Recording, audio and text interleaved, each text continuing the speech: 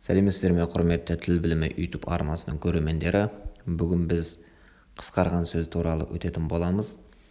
Кез келген сөз қысқартыла бермейді, тек күрделі атаулар қысқарады. Шартты түрде қысқарту арқылы жасалған күрделі атауларды біз қысқарған сөз деп атаймыз. Қысқарған сөздер негізі 4 түрлі жолмен жасалады. Бірінші жасалу жолы күрделі атаудың әр сөзінің басқы дыбысы алынады.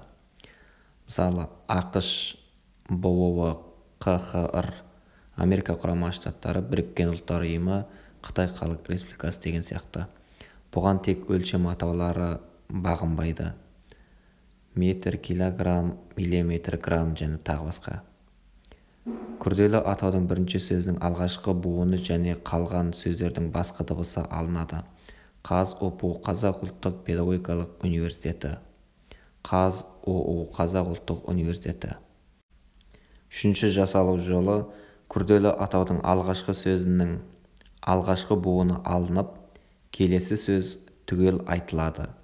Педколледж, мединститут.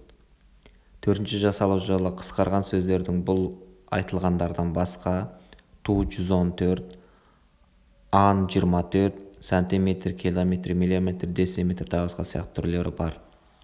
Қысқарған сөздердің құрамындағы әріптердің, буындардың, буын мен сөздердің араларына ешқандай белгі қойылмайды.